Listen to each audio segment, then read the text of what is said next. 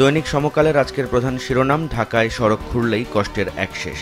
এতে বলা হচ্ছে যে সিটি কর্পোরেশন ও বিভিন্ন সংস্থা পাল্লা দিয়ে কর্মযজ্ঞ করছে, এতে বর্ষাতেও আরও ভোগান্তি বাড়বে।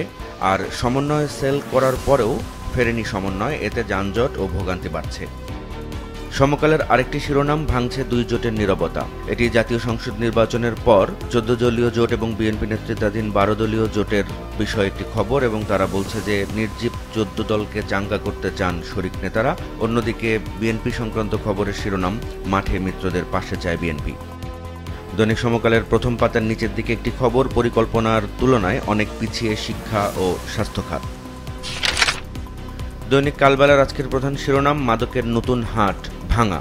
এতে বলা হচ্ছে টেকনাফ থেকে ইয়াবা জমা করা হয় ভাঙায় ডিপোতে, ফরিদপুরের ভাঙা, এবং ফরিদপুর, গোপালগঞ্জ, মাদারীপুর, শরীয়তপুর সহ দেশের দক্ষিণাঞ্চলের বিভিন্ন এলাকায় এখান থেকেই মাদক ছড়িয়ে পড়ে এবং মাসে 3 কোটি টাকার বেশি ইয়াবা কেনাবেচা হয় এখানে। কালবেলার আরেকটি শিরোনাম, উখিয়ার অস্ত্রে মিয়ানমারে লুট হওয়া অস্ত্রের মিল। দৈনিক যুগান্তরের প্রধান শিরোনাম, সামনে তাকাতে চায় যুক্তরাষ্ট্র। বাংলাদেশ মার্কিন সম্পর্ক প্রসঙ্গে যুক্তরাষ্ট্রের দক্ষিণ ও মধ্য এশিয়া বিষয়ক সহকারী পররাষ্ট্রমন্ত্রী ডোনাল্ড লুর একটা বক্তব্যের সূত্র ধরে এই শিরোনাম করা হয়েছে। যুগান্তর আরেকটি প্রতিবেদন করেছে সুন্দরবনের আগুন নিয়ে, যাতে তারা বলছে সুন্দরবনের আগুনের সূত্রপাত 30 এপ্রিল, 4 মে নয়। 4 দিন পর বন বিভাগ এটি টের পায়। এটি হচ্ছে স্যাটেলাইট ইমেজের তথ্য বিশ্লেষণ করে যুগান্তর এই প্রতিবেদনটি করেছে। অন্য আরেকটি প্রতিবেদনের শিরোনাম, রাজধানীতে ব্যাটারি চালিত রিকশা চলবে না। দৈনিক বাংলাদেশ প্রতিদিনের প্রধান শিরোনাম, আস্থা বিশ্বাস পুনর্নির্মাণ করতে চায় যুক্তরাষ্ট্র। এটি ডোনাল্ড লুর বক্তব্যকে ঘিরে প্রতিবেদন। অন্য আরেকটি প্রতিবেদনে বাংলাদেশ প্রতিদিন বলছে, দুবাইতে গোপন সম্পদের পাহাড় ধনাঢ্যদের। দৈনিক প্রথম আলো প্রধান শিরোনাম করেছে মার্কিন সহকারী পররাষ্ট্রমন্ত্রী ডোনাল্ড লুর একটি সাক্ষাৎকারকে ঘিরে, যেটি প্রথম আলো এবং ইন্ডিপেন্ডেন্ট টেলিভিশনকে দিয়েছেন গতকাল তিনি। শিরোনামে বলা হচ্ছে, বাংলাদেশকে নিজের চোখ দিয়ে দেখে যুক্তরাষ্ট্র। এই সাক্ষাৎকারে লু বলেছেন, অতীতের মতপার্থক্যকে সরিয়ে যুক্তরাষ্ট্র সামনে এগিয়ে যেতে চায়, তবে গণতন্ত্র ও মানবাধিকারের বিষয়গুলোতে মার্কিন অবস্থান অটুট থাকবে।